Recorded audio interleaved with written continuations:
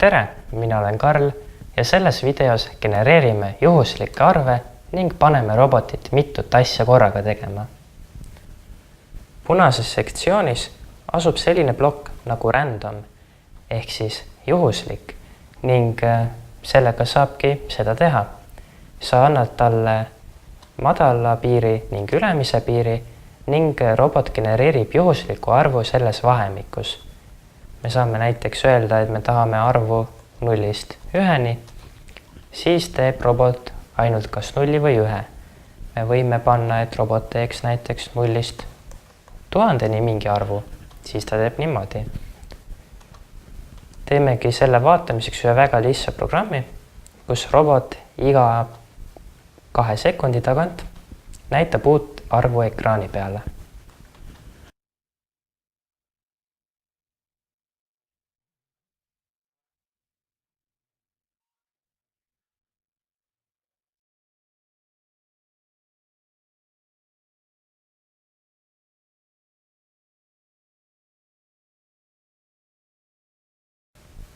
Juhuslike arvude niisama genereerimine on lõbus küll, aga proovime need ka kuidagi ühendada roboti käitumisega. Teeme näiteks programmi, kus robot sõidab juhusliku arvu võrra edasi ja siis juhusliku arvu võrra tagasi ning jääbki seda kordama. Kasutame selleks kõigepealt muidugi korduse plokki, mille sisse paneme liikumise ploki. Paneme ta kraadideks tööle ning siis võtame välja juhuarvu generaatori, kus määrame ära näiteks vahemikku 50 kuni 560-ni. Selle ühendame otse roboti kraadidesse ehk siis mingisuguse juhusliku arvu võrra sõidab robot edasi. Kopeerime seda kõike ning paneme siis roboti mingisuguse uue juhusliku arvu võrra tagasi sõitma.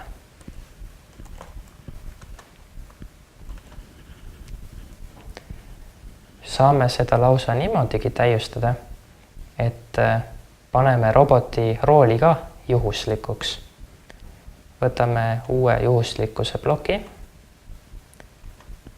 Tõmban ka selle pikemaks ning siia määran ära vahemiku -100 kuni 100-ni ning ühendan selle roboti rooliga.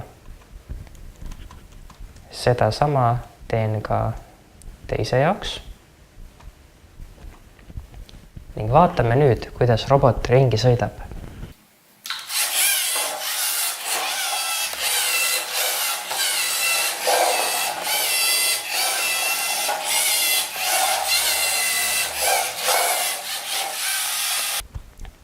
Robot sõitis vahvasti ringi küll, aga huvitav, kui palju täpselt kumbki mootor sõitis. Kui me tahaksime jooksvalt ekraanile näidata kummagi mootori pöördeid, siis seda me kahjuks teha ei saa, sest et kumbki liikumise plokk hoiab robotit teos. Aga me saame teha uue samaaegselt töötava paralleelprogrammi.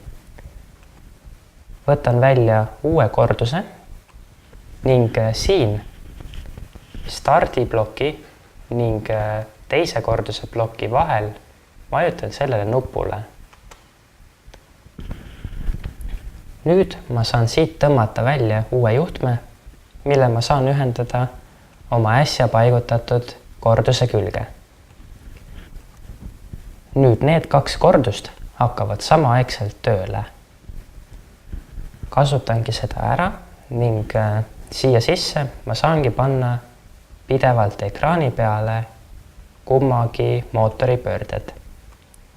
Loen välja vasakpoolse mootori pöörded ja loen välja parempoolse mootori pöörded. Võtan välja display ploki.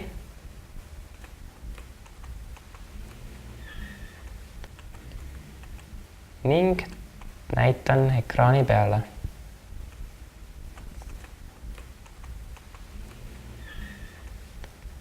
Teen seda ka parempoolsega siit tuleb muidugi clear maha võtta. Ning kolmanda asjana näitan midagi matemaatilist, näitan 2 mootoripöörde keskmised.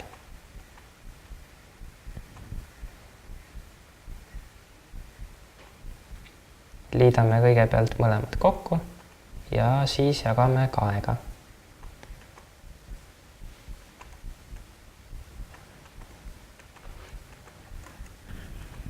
Muidugi, kui robot nii ruttu ringi liigub, ei olegi meil võimalik ehk ekraanile pilku peale heita.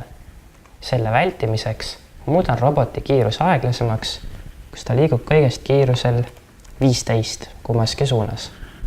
See annab meile võimaluse näha, mis ekraani peal täpselt on.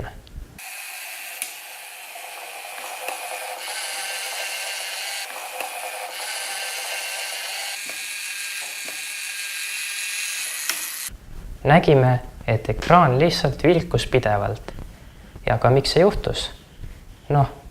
Esimene displayblokk siin pidevalt kustutab ekraani ja kogu see kordus toimub 100 000 korda sekundis.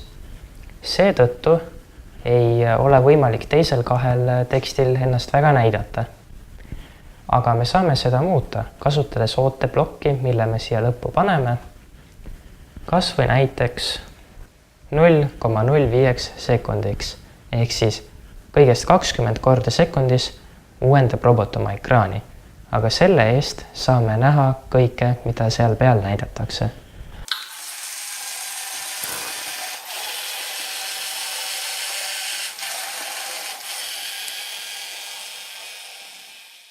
Nüüd saad lahendada roboti ülesande